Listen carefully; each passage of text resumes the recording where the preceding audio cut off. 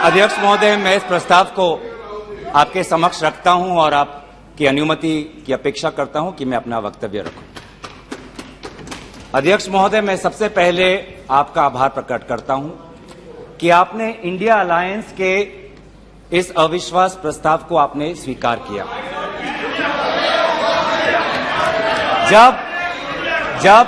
जब आपने पूछा कि इस अविश्वास प्रस्ताव के समर्थन में कौन कौन खड़ा है, तो मैं इस मंच से हमारे सारे इंडिया अलायंस दलों के सांसदों को मैं धन्यवाद और आभार प्रकट करता हूं। सर, ये अविश्वास प्रस्ताव हमारी मजबूरी है। ये हमारी मजबूरी है कि हम अविश्वास प्रस्ताव हमें लाना पड़ा, क्योंकि ये बात कभी भी संख्या की नहीं थी। ये बात हमेशा इंसाफ की थी, मणिपुर के इंसाफ की थी। आप पहले प्रस्ताव रख दो आप पहले। सर, प्रस्ताव मैंने आपसे अनुमति मांगा, मैं प्रस्ताव आगे करता हूं।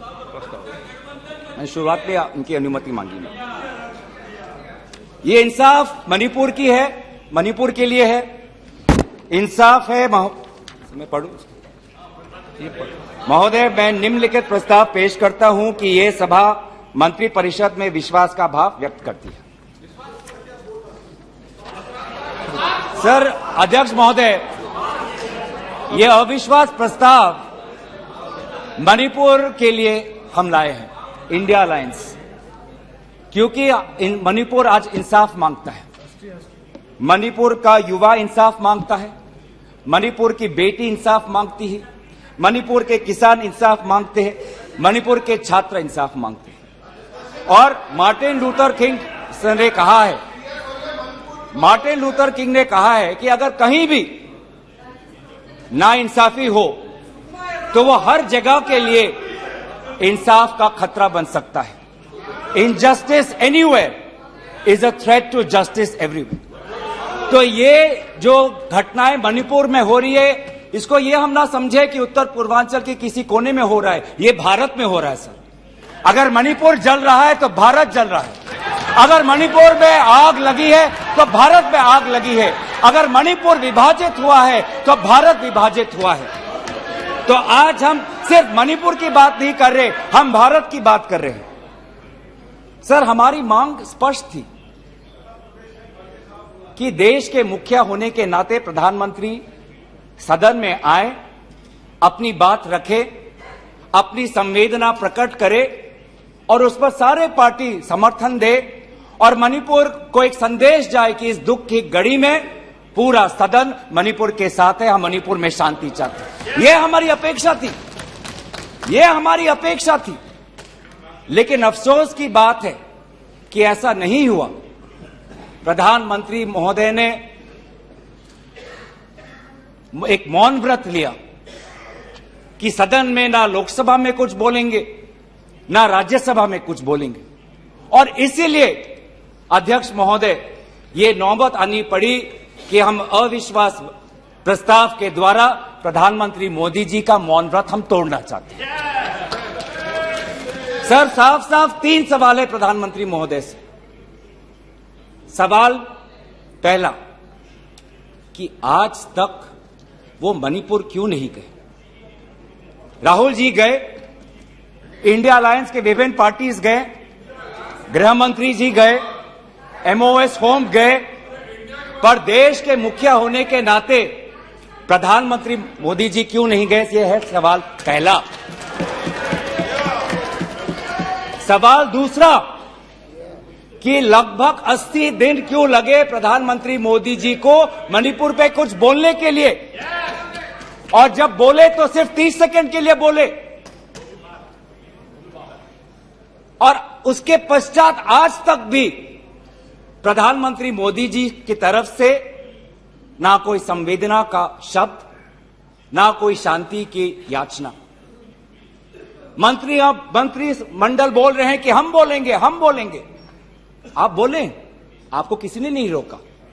लेकिन प्रधानमंत्री मोदी जी एक प्रधानमंत्री होने के नाते उनके शब्दों में जो महत्व है वो किसी मंत्री के शब्दों में नहीं है। माफ कीजिएगा। प्रधानमंत्री मोदी जी अगर प्रधानमंत्री होने के नाते एक शांति की पहल करें उस कदम में जो ताकत है वो किसी मंत्री या किसी सांसद में वो ताकत नहीं है, एक प्रधानमंत्री होने के नाते। सवाल हमारा तीसरा कि प्रधानमंत्री जी ने आज तक मणिपुर के मुख्यमंत्री को बर्खास्त क्यों नहीं किया? आपने गुजरात में जब निर्वाचन आए, गुजरात में जब आपको अपनी राजनीति करनी थी तो गुजरात में मुख्यमंत्री बदल दिए, एक बार नहीं 2 बार। उत्तराखंड में निर्वाचन आ रहे थे तो उत्तराखंड में 1 बार, 2 बार, 3 बार, 4 बार शायद आपने मुख्यमंत्री बदल किए। त्रिपुरा में निर्वाचन आए तो त्रिपुरा में भी आपने निर्वाचन आपने से पहले आप मुख्यमंत्री को बदला। मणिपुर के मुख्यमंत्री में ऐसा क्या आपने विशेष आपका आशीर्वाद आप दे रहे हैं जिन्होंने खुद कबूल किया है कि आज मेरे कारण एक इंटेलिजेंस फेलियर हुआ है? ये 3 सवाल हैं सर, और शायद इन 3 सवालों का 3 उत्तर भी है। प्रधानमंत्री मोदी जी मणिपुर पर क्यों मौन हैं? शायद उस प्रश्न का उत्तर भी 3 है। पहला उत्तर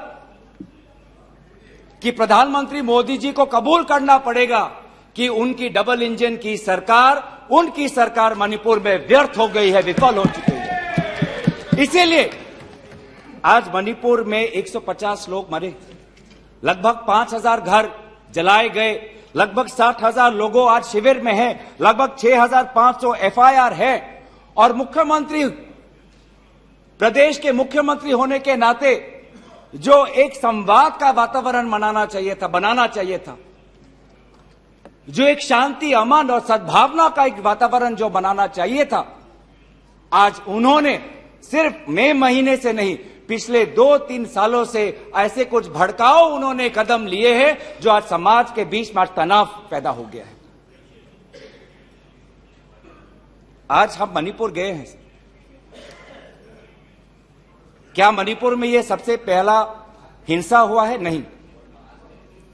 क्या उत्तर पूर्वांचल में यह सबसे पहला हिंसा हुआ है? नहीं।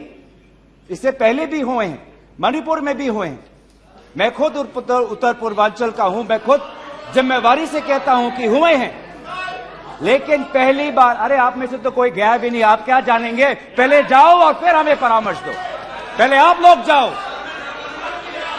सर हम गए और बहुत दुख हुआ कि हमने समाज में 2 वर्गों के बीच ऐसा बंटवारा, समाज के 2 वर्गों के बीच हृदय में इतना आक्रोश, इतना गुस्सा हमने पहले कभी नहीं देखा।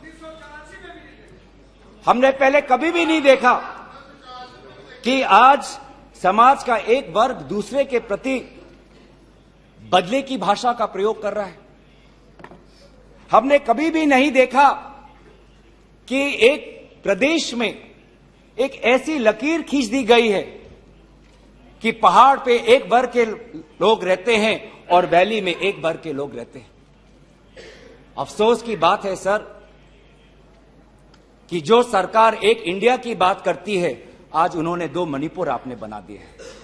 आपके राजनीति से 2 मणिपुर आज बन गए।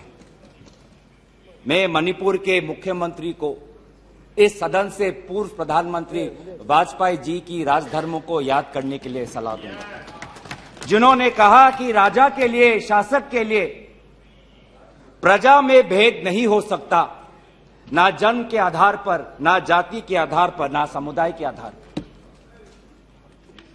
सर आज इस माहौल में अगर सबसे ज्यादा पीड़ा किसी को झेलना पड़ा है तो महिलाओं और बच्चों को। हमने देखे हैं वो वायरल वीडियो में, उनका मैं उल्लेख नहीं करना चाहूंगा, उससे सबको पीड़ा हुआ। पर ऐसे मुख्यमंत्री जी ने स्वयं कहे कि ऐसे 100 एफआईआर हैं। हम भी गए हैं सर, इंडिया डेलीगेशन, हमारे संसदीय दल, उस परिवार से हम मिलके आए हैं जिसमें 2 महिलाओं के साथ इतना बुरा व्यवहार हुआ, अत्याचार हुआ। हमने ऐसे भी एक परिवार से मिले जिसमें एक 80 साल की महिला, जो एक स्वतंत्रता संग्रामी की पत्नी थी, उसको घर के अंदर बंद करके जिंदा जला दिया। जो 2 महिला जिसको लेकर आज सुप्रीम कोर्ट तक ये बात गई है, उसमें से एक महिला का पति कारगिल में हमारे देश के लिए हमारी सीमा को सुरक्षा कर रहा था। वो कारगिल का जवान बोल रहा है, मैंने देश को बचाया पर मैं अपने घर और अपने परिवार को नहीं बचा पाया। जब हम उनसे मिलते हैं तो हमको क्या कहें? आप लोग कहते हैं हम फोटो ऑप करने गए थे। सर, दुख के समय में संवेदना उनको देने गए थे। आज महिलाओं, बच्चों के साथ आऊंगा, अब सारे बातों पे आऊंगा, सब पे आऊंगा। धर्मीय जगह को भी बख्शा नहीं गया। धर्मीय अनुष्ठान पर भी आज भीड़ घुसी और उसका असम्मान किया। आज इंटरनेट नहीं है। आप कहते हैं कि सब नॉर्मल है, स्थिर है। आज भी इंटरनेट नहीं है, बच्चे स्कूल नहीं जा पा रहे, लोग अपनी बातें नहीं रख पा रहे। आज भी कितनी महिलाओं पर अत्याचार हुआ है, वो अपनी बात ही नहीं रख पा रहे। वो तो वीडियो वायरल हो गया, नहीं तो मुझे लगता था कि आज तक प्रधानमंत्री मोदी जी मौन रहते अगर वीडियो वायरल नहीं हो। पर ऐसे हजार से ऐसे अत्याचार हुए। लेकिन वहां के मुख्यमंत्री क्या कहते हैं? अभी ड्रग्स के ऊपर वो बोलते हैं कि ये सब ड्रग्स के लिए हुआ है।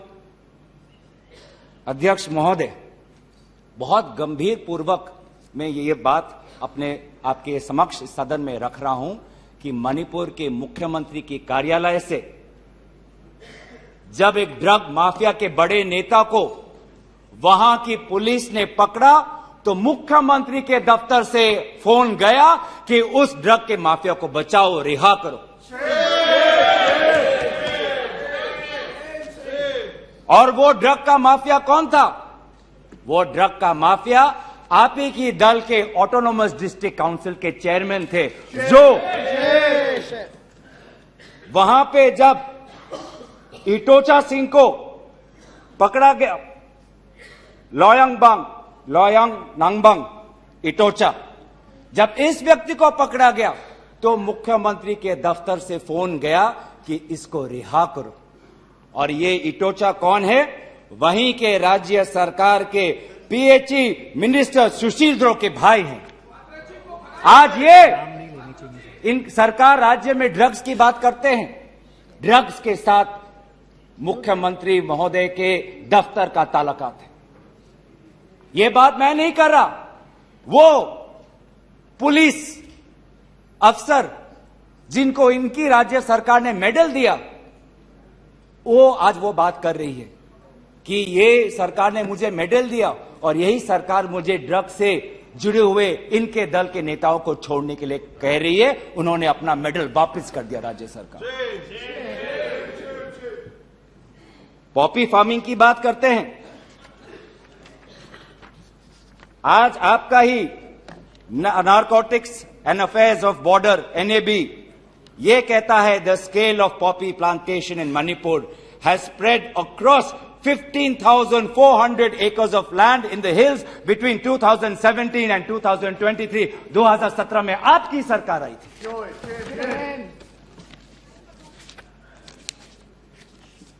आज इंडियन फॉरेस्ट सर्वे रिपोर्ट 2021 में कहता है that within 2 years time the forest area of Manipur has decreased by 248.63 square kilometers। ये आपके सरकार के नजर के सामने वहां के जंगलों को काटा जा रहा है और पॉपी फार्मिंग को बढ़ावा दिया जा रहा है।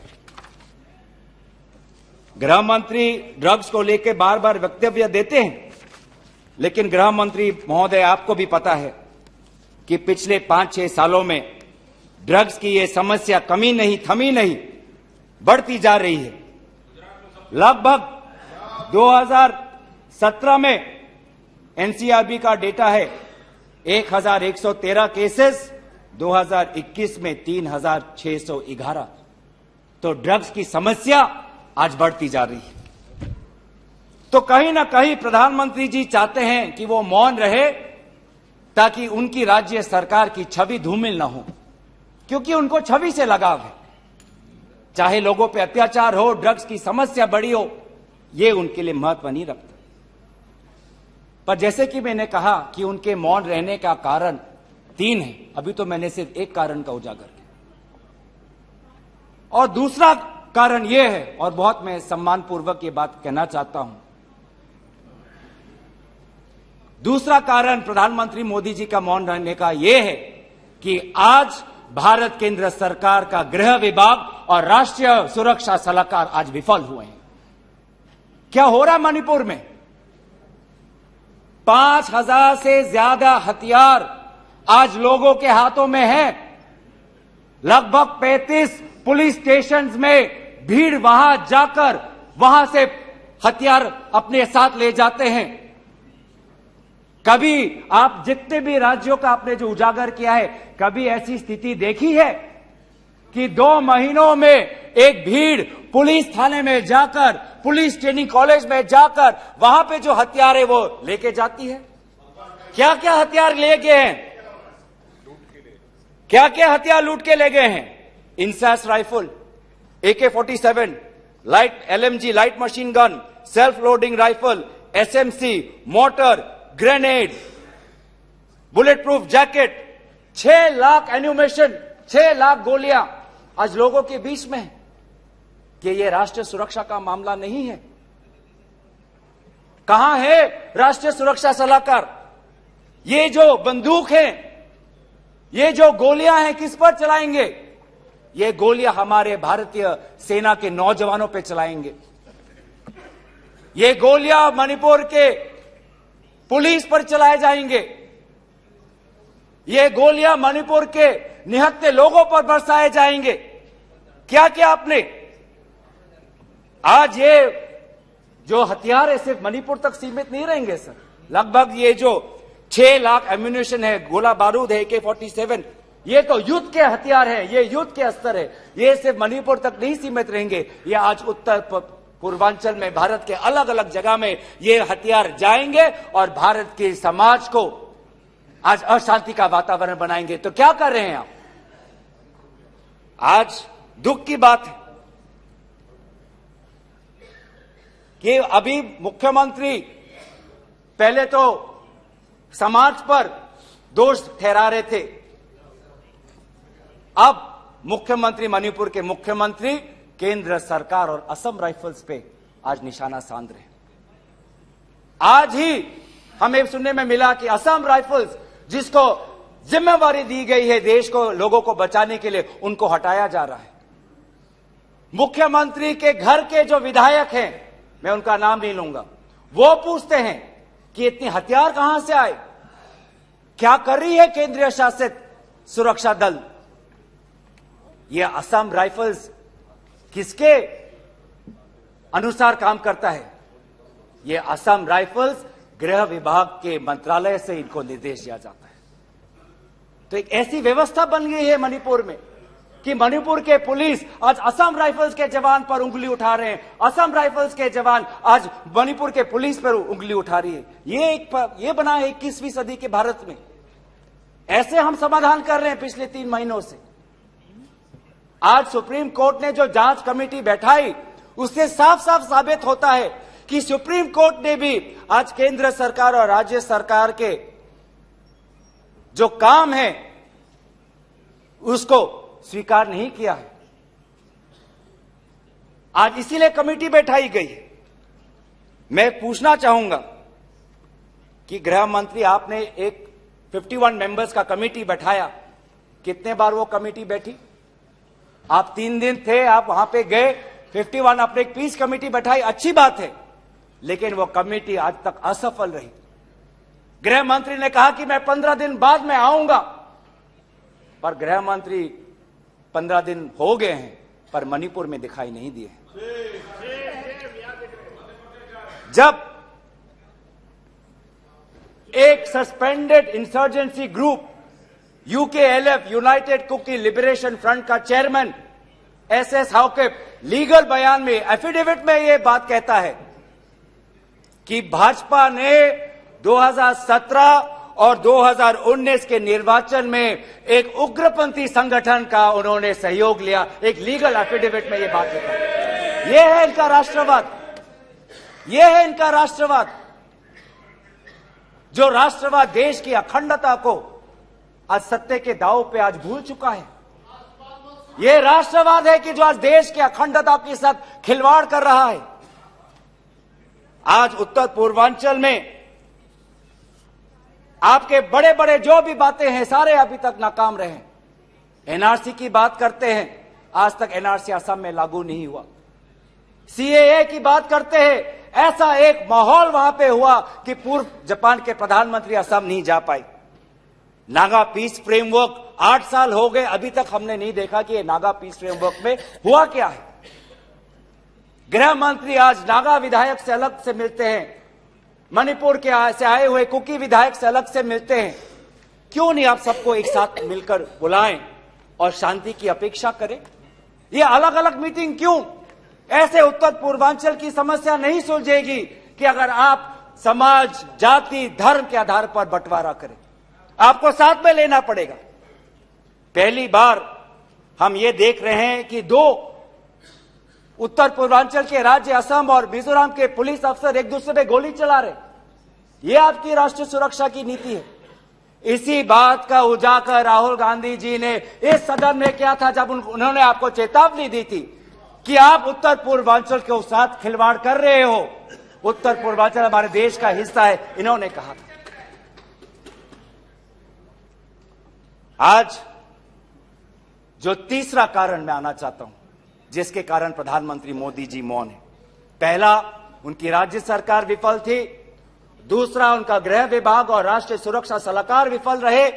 और तीसरा, प्रधानमंत्री मोदी जी के मौन रहने का कि वो अपनी भूल कबूल करना नहीं चाहते। अगर वो बोले तो कि उनकी चूक हुई है राज्य सरकार से, तो ये भूल वो कभी जनता के सामने कबूल नहीं करना चाहते, मौन रहना पसंद करते हैं। और ये पहली बार नहीं हुआ है। ये पहली बार नहीं हुआ है जब भारत के स्वर्ण पदक लाने वाले कुश्ती के महिला खिलाड़ी जब सड़क पे जब विरोध कर रहे थे तो प्रधानमंत्री मौन थे। जब 750 किसान आंदोलन पे उनकी जीवन गई, बलिदान दिया, शहीद हुए तो प्रधानमंत्री मौन थे। जब 2020 में दिल्ली में रायट्स हुए, दंगे हुए, पर विदेश के एक सरकार के नेता आए थे, उस समय भी प्रधानमंत्री मौन थे। जब अडानी पर इसी सदन में राहुल गांधी जी ने प्रधानमंत्री मोदी जी से सवाल किया कि कितने बार अडानी जी एक विशेष कंपनी को प्रधानमंत्री के साथ जाने पर उनको सुविधा हुआ, तो प्रधानमंत्री मोदी जी मौन थे। जब हम बार बार पूछते हैं,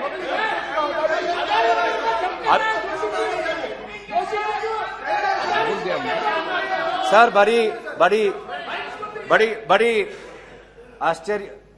आश्चर्य की बात है कि सर कि अभी तक मैंने प्रधानमंत्री का नाम लिया, अभी तक मैंने मुख्यमंत्री का नाम लिया, अभी तक मैंने गृह मंत्री का नाम लिया, अभी तक इन उनकी तरफ से विरोध नहीं आया। लेकिन जब एक विशेष कंपनी के मालिक का नाम लिया तो ये सारे मंत्री और सांसद खड़े हो गए।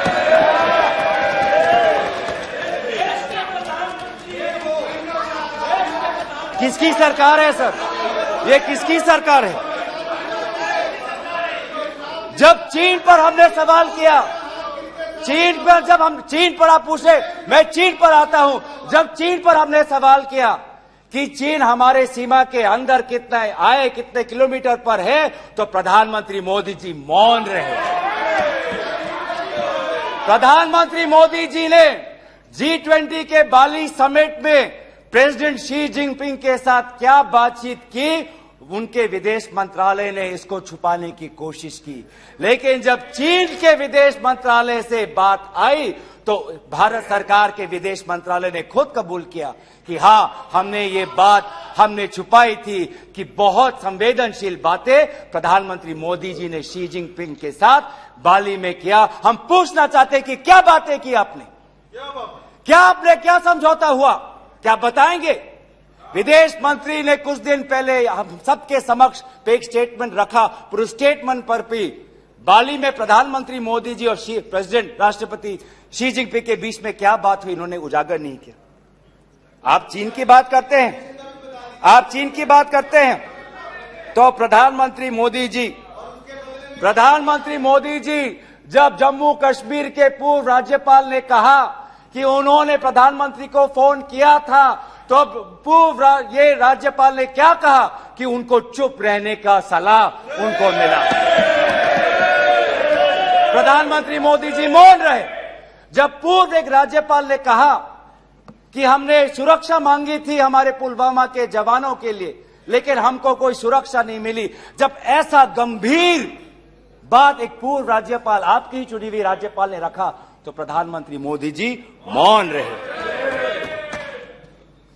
जब कोविड में सेकेंड वेव में लोग के सांसों में, फाफड़ों में ऑक्सीजन नहीं था, तब प्रधानमंत्री पश्चिम बंगाल में वोट मांग रहे थे।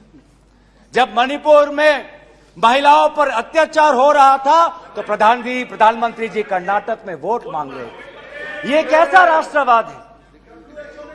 यह कैसा राष्ट्रवाद है जो देश से ऊपर अपने सत्ता को ज्यादा महत्व देता है? इस देश के इतिहास में हमने दूसरे प्रधानमंत्री भी देखे हैं। हमने ऐसे भी प्रधानमंत्री देखे हैं जिन्होंने उत्तर पूर्वांचल और भारत की संवेदना को समझा। मैं उदाहरण देना चाहता हूं।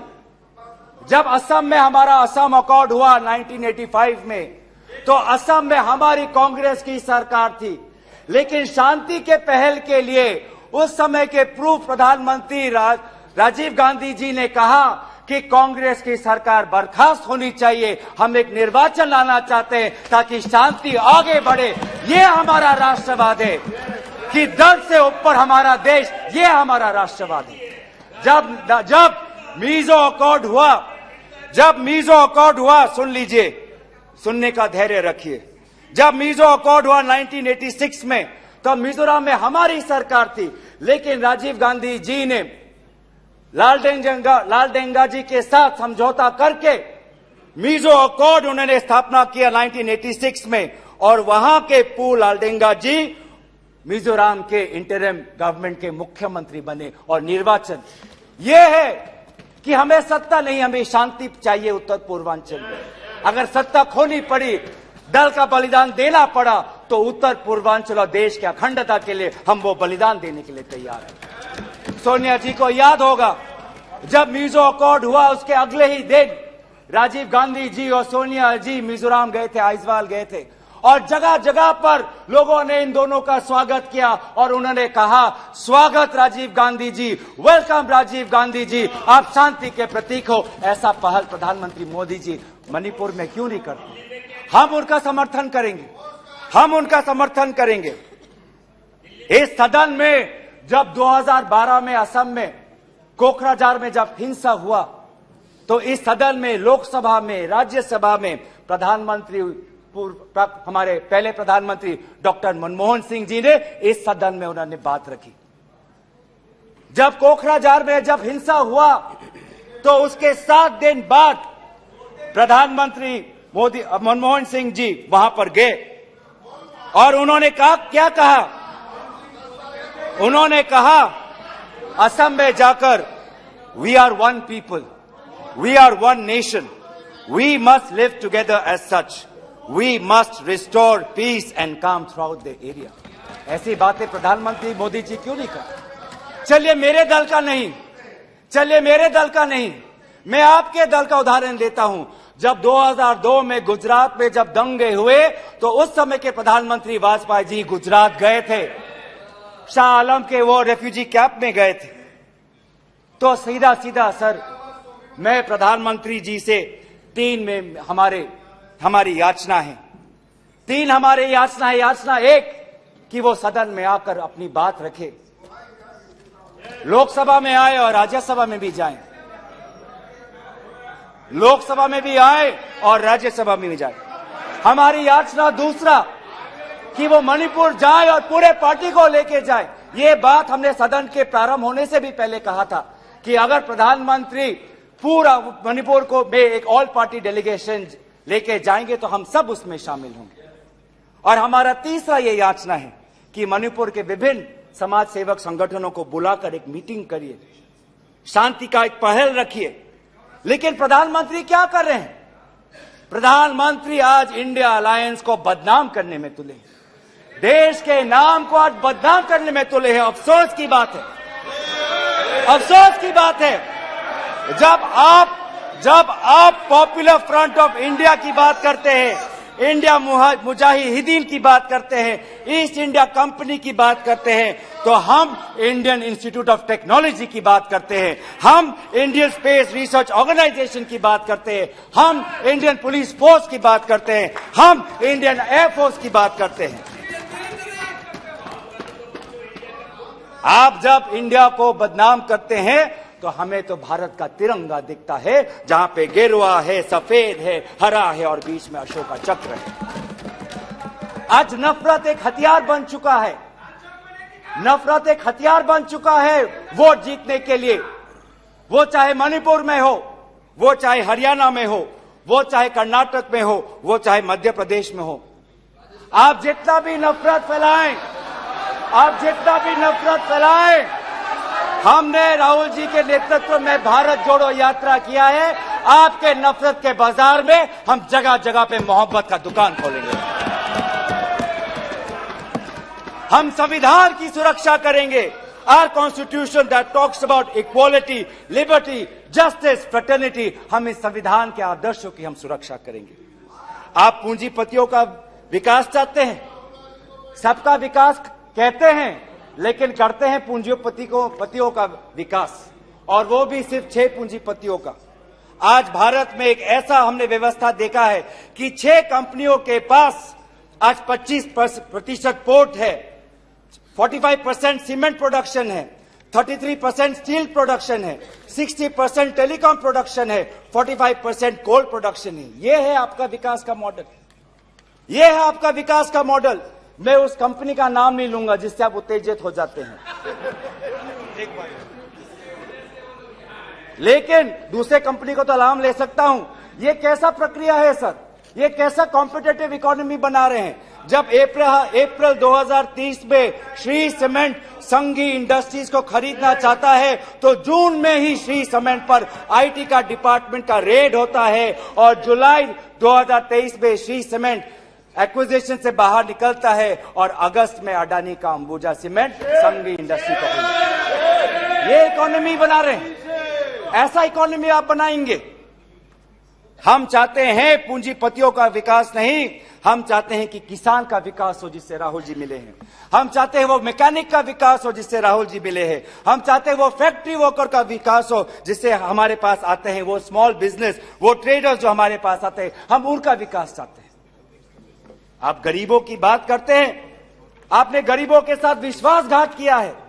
आज टमाटर 2050 केजी में, पेट्रोल 102 लीटर का, एलपीजी 1200 रुपए सिलेंडर का, मिल्क आज दूध के दाम पे। आपको इकोनॉमी की बात करते हैं, लार्जेस्ट फास्टेस्ट ग्रोइंग इकोनॉमी की बात करते हैं, जाइए ये भाषा उस आजाद मंडी के उस आदमी के सामने वो रखिए जिसके आंसू आज पूरे देश ने देखा है, जो कहता है रो रो के कि मेरे पास पैसा नहीं है। ये जीडीपी और फास्टेस्ट ग्रोइंग इकोनॉमी की बातें उनको समझाइएगा। आजादपुर मंडी में राहुल जी गए, आप किसान की बात करते हैं, आपके यह डेटा में आज हमको मिला है कि लगभग 10,000 किसानों ने आत्महत्या कर दी है, जिसमें से किसान है, श्रमिक है, कल्टीवेटर्स है। ये है पार्लियामेंट में आज उत्तर आता है कि एमजीएनरेगा में 5 करोड़ लोगों को आज एमजीएनरेगा से बाहर कर दिया है। ये आपका विकास है? तो सर ये आप गरीबों पे विश्वासघात करिए, हम राजस्थान की तरह देश में महंगाई में हम राहत लाएंगे। आप आदिवासियों में अत्याचार करें, हम आदिवासी छात्र, महिलाओं और एनजीओ के साथ हम भारत को हम जोड़ेंगे और इंडिया को जिताएंगे। India that is a union of states we will protect and we will win. जो 2024 में भारत जीतेगा, इंडिया जीतेगा। इनका अहंकार मत करिए। इन्हीं बातों के साथ मैं अपना प्रस्ताव यहीं पे रखता हूं। धन्यवाद। निशिकांत दुबे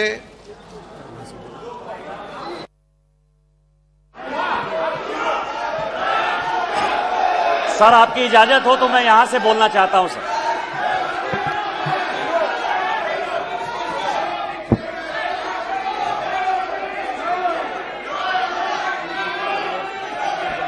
अध्यक्ष महोदय, मुझे लगता था कि अविश्वास प्रस्ताव पर राहुल जी बोलेंगे, कांग्रेस के मित्र बोलेंगे और कोई बहुत बड़ा विषय होगा जिसके आधार पर कि रूल्स का फायदा उठाते हुए माननीय सदस्य ने पूरी बात कही है, ऐसे नहीं चलेगा। प्लीज बैठिए। इसके बाद राहुल जी भी नहीं बोल पाएंगे।